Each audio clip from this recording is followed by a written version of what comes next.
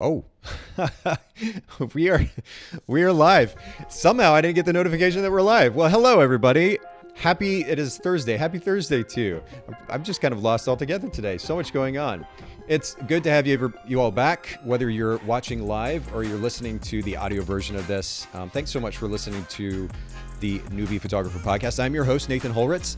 And for those of you that are live streaming today, don't be shy. Make sure that you chime in, ask questions, comment, join us in the conversation today as I introduce a new guest here in just a second. For those of you that are listening to the audio after the fact, of course, make sure to follow us as well on Instagram, Newbie Podcast, and you can keep up to date with the upcoming live streams and come join us, be part of the conversation. We'd love to have you here. On that note, I do want to introduce a brand new guest. Krista Marie is here with me today. Thank you, Krista, for making time for everything, but certainly to do this show, to have this conversation with me. Yes, of course. Thank you so much for having me. Well, we're going to actually get into, I was a little apprehensive about the title for this episode because I know it would be very easy for photographers, whether new or established photographers, to see the title. And just for anybody who may not have actually seen the title, we're talking about the significance of relationships, that relationships can't be forgotten in our marketing efforts. Some photographers might see that and they'll be like, oh, well, of course that's the case. And they just shrug their shoulders and move on. Yeah. But we're, of course, going to dig into this and give a little bit more context to it. The reality, I think, still, and in fact, even more so now, it's interesting. One, relationships really largely carry businesses, especially sole proprietor photography businesses. And there's a concern that I've had, and certainly that I've noticed, that photographers, as they get used to and more comfortable with social media, it's really easy to just be right here and not actually make the effort to get out and develop relationships. So I think this is a really important conversation. Yes. And that was why I was so excited to talk about it today, because I started my business before social media with this importance. And then it kind of died off as social media took off. And I'm realizing now the effects that that's made. So yeah, 100% agree with that.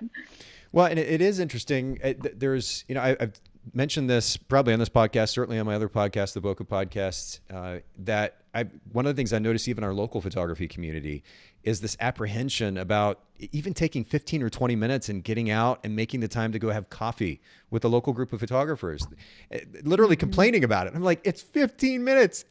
Get in the car, you drive, you listen to a nice podcast, an audiobook, you get down, you have some coffee, maybe some lunch, you get to hang out with really cool people, encourage each other, support each other, learn.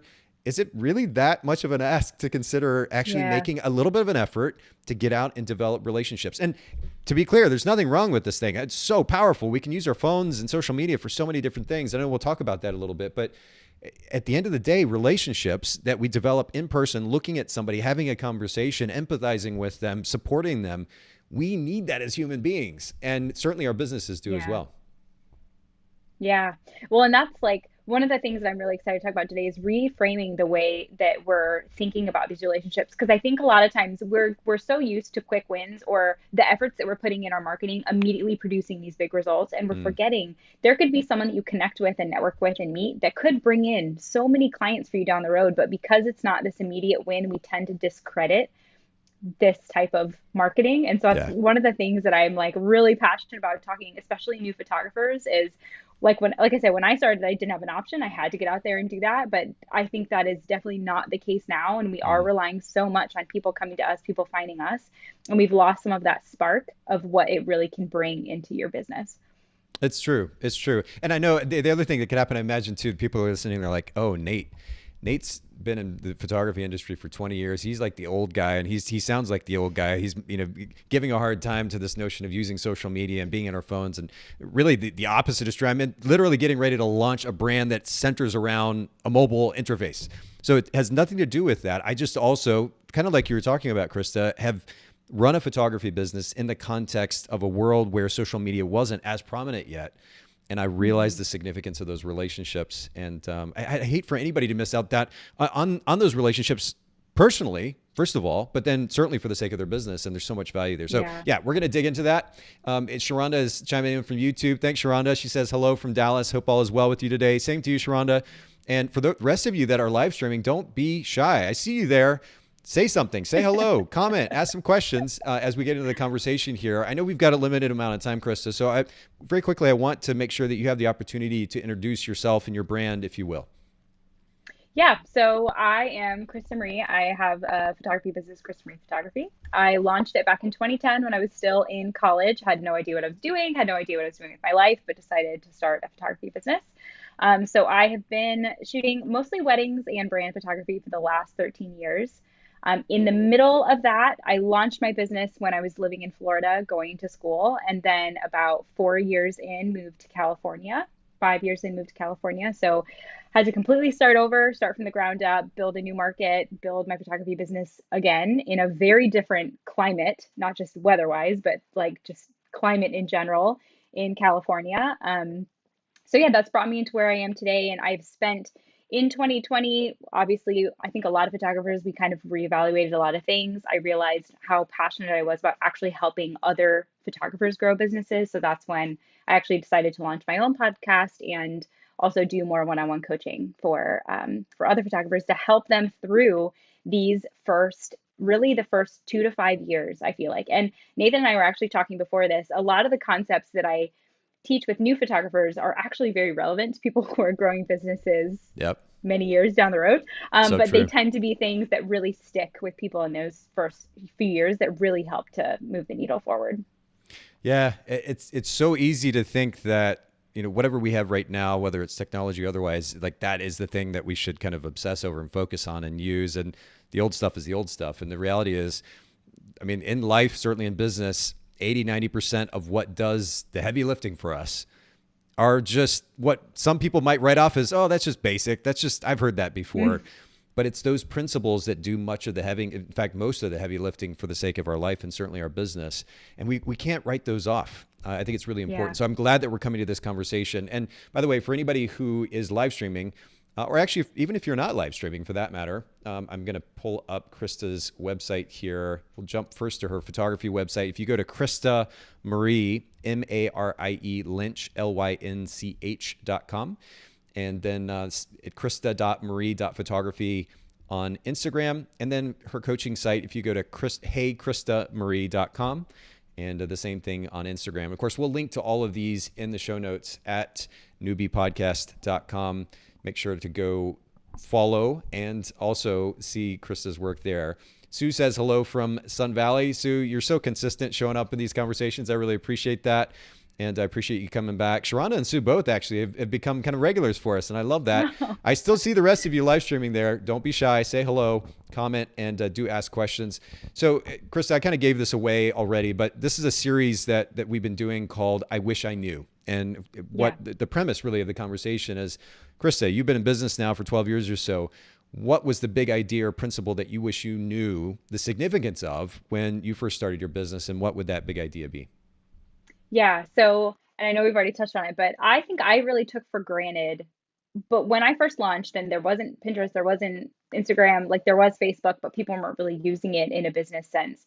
And I think that I discredited that a lot. And so when social media came along, I thought, oh, what a great way for me to instantly connect with people and be able to grow my business. And I think that there was a time and place where when it was kind of in its newer stages, it was really easy to connect. But as time has gone on, we're still kind of relying on it to do a lot of the heavy lifting in our business. And we have lost touch with a lot of the other out of the box ways that we can actually grow a sustainable business. I think that Instagram is great. I think that social media is great. I think that it has a purpose. And I think that having a presence online and having people to be able to connect with you and get to know you and all of that is amazing.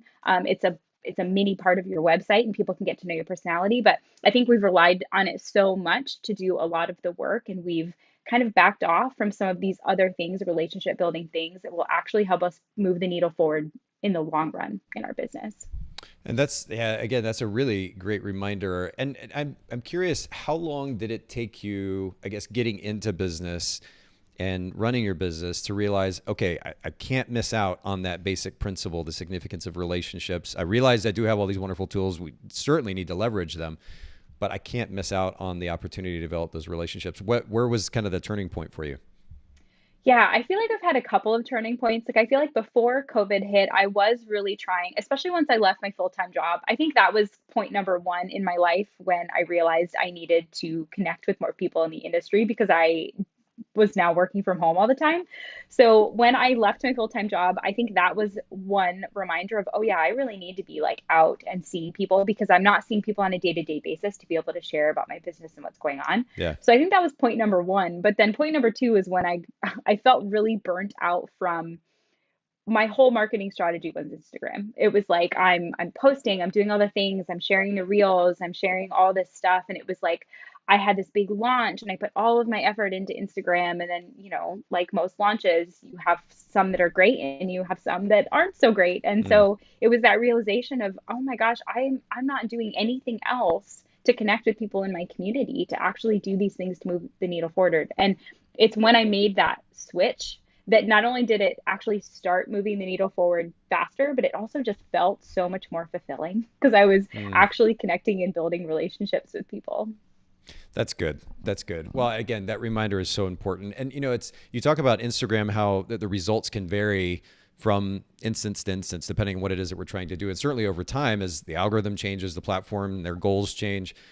And it's really interesting to consider that at the end of the day, while these platforms might change and shift, we as individuals still have the ability to go out the same way that we have for millennia at this point Hmm. and go develop relationships individually with people. Nobody's taking that away from us. We can actually, if we want to use the word control, we can actually control that experience versus a platform that we don't ultimately have control over. And again, it's not that we shouldn't use those platforms, but it Right. should be both and, right? And that's kind of the Yes. point of the conversation for today.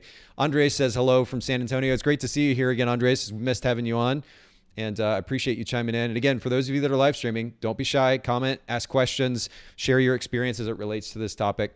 And on that note, actually, Krista, let's go ahead and just jump into kind of practical application here. I know this is a shorter form podcast with Newbie, but let's get right to it. What are a few principles? You mentioned to me that you've got kind of four main ideas that you applied to your business as it relates to making sure that you do prioritize relationships for the sake of growth. What are those? Yeah, and I'm actually going to start with the one I was going to talk about last was mindset, but I actually want to talk about that first because I think it's so crucial for us to really reframe, like you were just mentioning, Nathan. I think that there's a time and place for Instagram and social media marketing and a time and place for in-person building connections.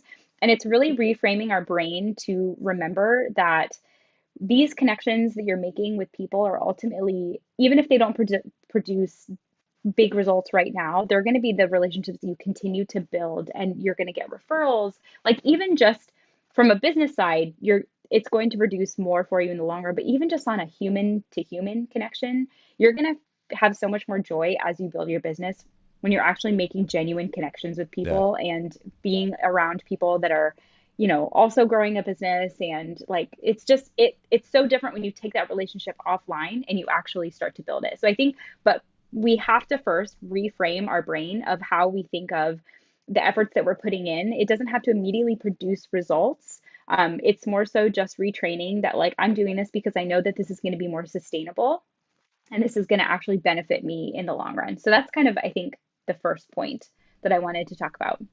Yeah, kind of resetting our minds. Well, resetting our mindset, actually Hmm. establishing a mindset which is more intentional about.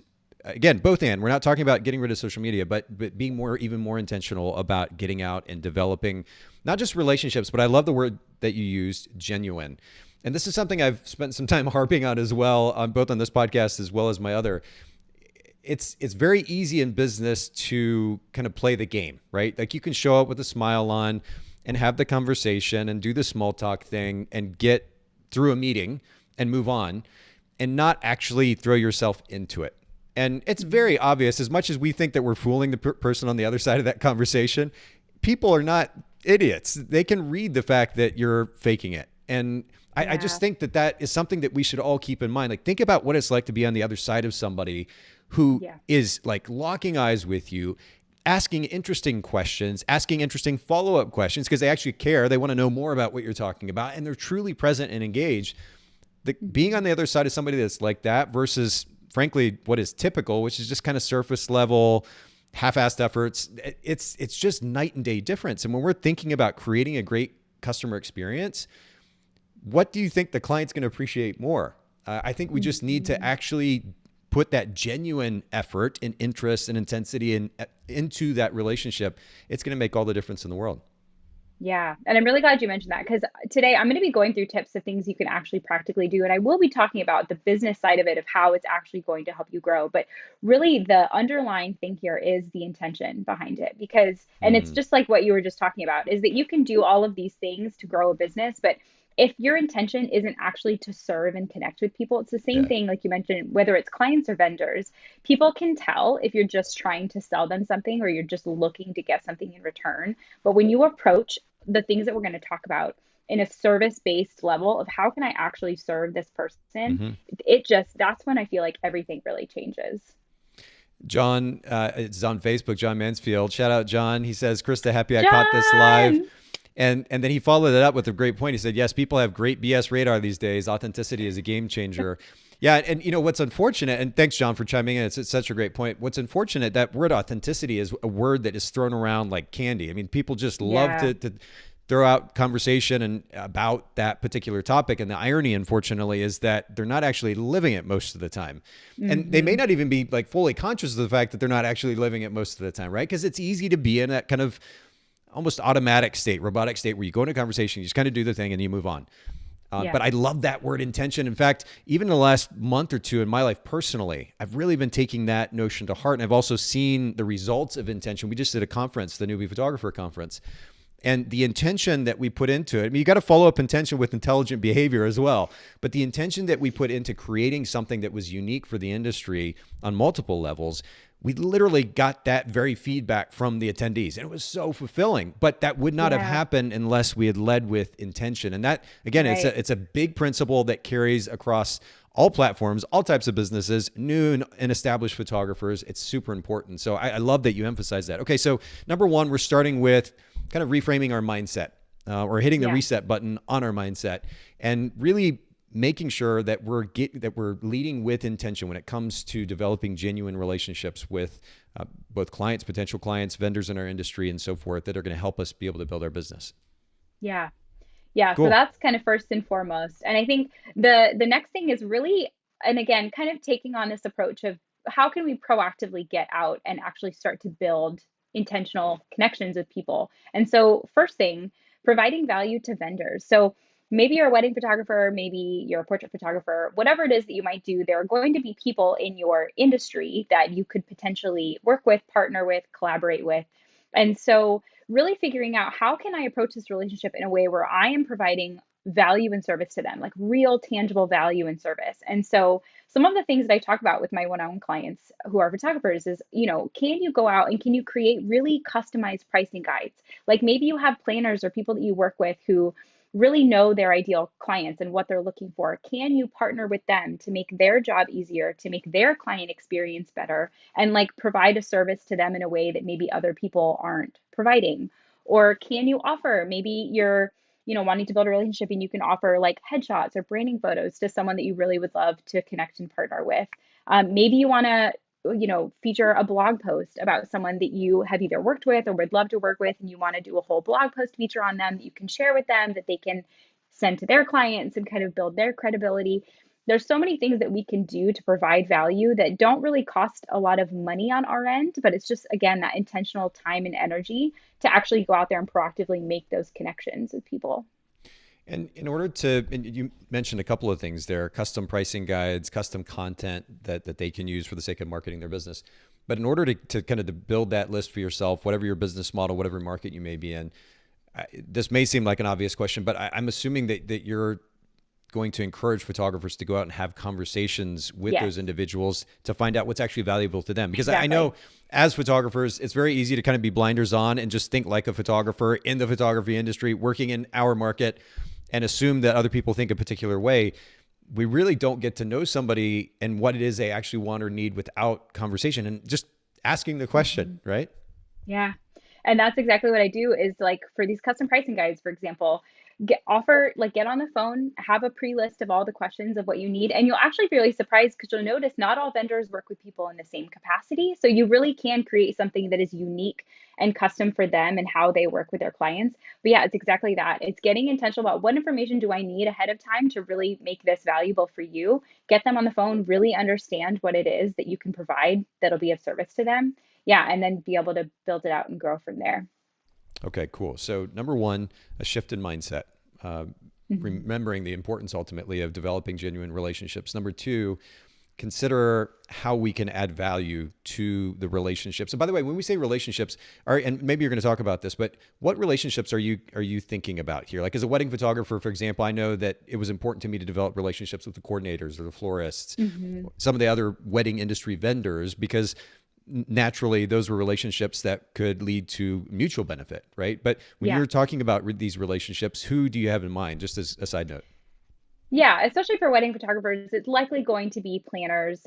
It'll likely also be florists. It's going to be the people that you find that you work with a lot. But also, I have a client who also just like moved to a brand new state. And so for her, it's really just getting out there and getting to know the people in the industry. So, like, depending on your situation, if there are people that you want to work with, if there are people you've aspired to work with, if there are people you want to work with more that you've worked with in the past, like, really just kind of getting, yeah, getting information around like who is it that I want to work with, or again, what's the reason why I'm going and building this? Is it because I just want to get to know people in this new market, and figuring out what that situation looks like for you? There's that intention again, right? Okay, Yeah. so take us to number three. That I'm actively taking notes. I hope those of you listening in are doing so in some form or fashion. Go ahead, Krista. Yeah. And this is actually what you touched on earlier about building relationships with other photographers. I think that we sometimes get in our own head about the competition and, everyone around us. And there are specific groups out there, right? Like that you can meet up, like meetups or live events that you can go and meet other photographers. But we often get in our own heads about how it's not going to be helpful or we're really awkward and we don't want to go to these things. And so, there are a lot of photographers who want to get into maybe shooting more, and so they want to offer like second shooting. But something I hear all the time is, oh well, no one really is looking for a second shooter, or they're going and they're introducing themselves to another photographer for the sole purpose of being like, if you ever need a second shooter, Mm, I'm here. And again, it's like the intention behind like, are you actually trying to build relationships with this person, right. or are you trying to just book second shooting opportunities? And it's totally fine if that's kind of your underlying attention, but how can you build more genuine relationships with them? Maybe there's a photography event that you can offer to take photos for, and then that'll be a really easy way for you to connect and network with other photographers because you'll be there, you'll have your camera, you can walk up to them, get to know them a little bit. And just again, kind of switching um, I keep using the word intention, but switching Or your mindset. purpose from, yeah, or Yeah. mindset from, okay, I'm going to go to this event, not just for the sake of trying to find second shooting opportunities, but just for the sake of getting to know people in my industry and building those relationships. I have so many clients who have gotten so many second shooting jobs from other photographers, and it may only be a handful of people because they built really great connections and relationships with them. It makes all the difference in the world. And you talked about the fact that it's okay to ultimately have the intention of building a working relationship that brings business. And there's truly nothing wrong with that. But to your earlier point, leading with that intention, which is I want to develop a genuine relationship, is so important. And then maybe even following that up with, well, in fact, you said this very thing, which is, hey, in fact, you could even be honest with this person. Say, hey, I really want to work with you. I know that you've got this Hmm. incredible reputation in the local marketplace, and I'd love the opportunity to work with you. But it's really important to me that I develop a real, genuine relationship with the people that I do work with. I'm probably not going to work with a ton of people, and I really want to develop great relationships with the people I do work with. And one of the ways that I do that is to figure out how I can add value to your life personally or to your Yeah. business. And doing that type of thing, leading with that honesty, but then simultaneously the significance of adding value to their life, I think is really, really a good balance. I had a relationship with a coordinator here in Chattanooga who brought us thousands and thousands of dollars worth of business over the years. And we didn't have to have relationships with 10 coordinators to get the amount of Right. business that we did. It was really investing in that particular relationship it was insane, the amount of business. I mean, we had such a great relationship. She'd literally bring the clients to our office, say, hey, Nate, I think I've got a great client for you. She'd bring the clients to the office, sit down on the couch over here, like across from me, and sell my photography business to the Wow. clients that were, and I didn't have to do anything. I'm just watching, I'm just listening. And Taylor's going on and on and on. She was awesome for that.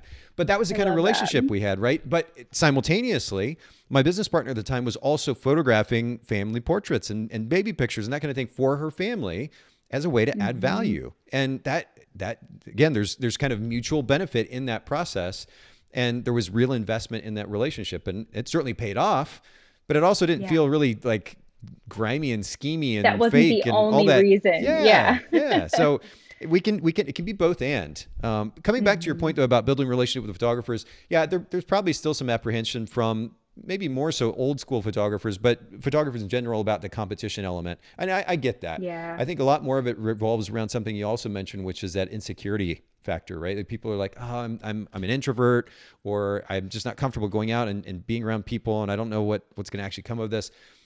And just simply making the effort, taking the first step or two or three steps, I promise everybody listening in, I'll give you your money back if this doesn't turn out uh, well. But I promise that just taking those few steps and beginning to invest in those relationships, even if it's something as simple as a coffee shop meeting or going to lunch, and beginning to have these conversations, it truly will pay off. If for no other reason than you've got your peers that can support you. You can Hmm. support each other and help each other and give advice and encouragement through the process of running a photography business. And it's super valuable and super enjoyable. Yeah, and I think it really makes a big difference because I'm also an introvert, but it really makes a big difference when you realize that you're coming into this conversation not to sell yourself. I think that's when we feel really awkward. It's like, oh, I don't want to have to go Great point. introduce myself and talk about my business. And like, that's awkward. Like, a lot of us feel awkward doing that. But when you shift it to like, I just want to learn, like, I want to learn more about this person. Like, tell me about Mm-hmm. your journey. Tell me Mm-hmm. about all like, it becomes so much less awkward and so much more organic feeling when we can approach it from that angle instead. It is absolutely brilliant. I'm so glad that you made that point. In fact, for anybody listening and watching, if you don't take anything away from this conversation today, keep that point in mind because it's so right, though, Krista. And I'm guilty of this a million times over in my life where I'm so focused on myself. By the way, introversion in many cases is really just kind of a focus inward, right? The moment that Hmm. we shift that focus to service or just in general interest or curiosity, genuine curiosity in the other person, and then that ideally will then lead to service of some kind, making their life better in some way or their business better in some way. The moment we turn our attention to the other person, Hmm. interestingly enough, we kind of lose sight of this obsession that we have over our various anxieties. And now this experience becomes a lot more enjoyable. If we're constantly obsessed over how we feel about something, that's going to get in the way of these potential relationships that could really truly make a massive difference in our business in one form or another. So yeah, that's a huge principle. Okay, Yeah. let's get to that fourth point here as we're finishing up. And we started with the importance of just kind of reframing this conversation around relationship, shifting the mindset a little bit. Number two, look for opportunities to add value and creatively so, especially through conversation, getting to know the individuals that you want to work with so that you know what their needs, desires are for the sake of being able to Hmm. add value to their lives, to their business, and ultimately to their relationship. Number three, the significance of building relationships with photographers, and that really can't be said enough. What's number four? Yeah, number four is getting out into your community. So I think this is again kind of proactively going out there and putting yourself in front of where your clients are. So again, going back to this client that I just referenced, who's moved to a brand new state, she's kind of starting all over again. This is something that I did when I moved. Are there collaborations or relationships that you can build with businesses, organizations, people inside of your community where your ideal clients are, especially if you're starting from the ground up? This can be such a great way because you're not relying on people coming to you, people finding you. Are there value adds that you can go out there and put yourself out into your community? So maybe you can work with a business where a lot of your ideal clients shop. Maybe it's like a cute store, a lot of people are there. Maybe you can partner with them to do like a customer appreciation event. And you can go and you can photograph it and you can send people some pictures. Like it's again, kind of going back to this idea, it will eventually help you grow more business, get more eyes on your work, get more people introduced into your network in your circle, but also again focusing on creating these genuine relationships, which is again the thing that you're not just going to do one event with them. Maybe one event turns into two events, turns into multiple events. And so it's again just like going out there and really being proactive about the things that you're bringing into your business. And can you give just a tangible example of one way that you did that as because wedding photography has been your primary focus, is that right? Or is it a combination of Yeah. wedding and portrait both?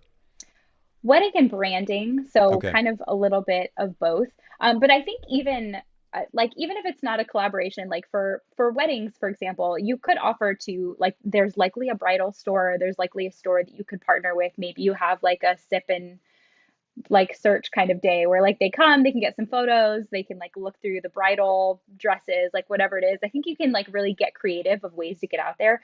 this can also just be kind of getting out into the community. Maybe there's like wedding fairs, maybe there's events, if there's Hmm. a um I'm trying to think that every Sunday there's like Local markets. like a farmers market or locals Yeah. market where you can get out there. Like there's so many different ways that I think you can get creative in just starting to get your name out there. And honestly, sometimes the biggest benefit of this is just getting comfortable, like getting out into the Mm. community. Like again, sometimes you may not even get a lot from this, but it's really just getting comfortable of getting out there, introducing yourself, putting yourself out there and seeing kind of where these relationships build. But I think just that proactiveness of how can I put myself into the places where my ideal clients will be so that I can not just rely on them having to find me online.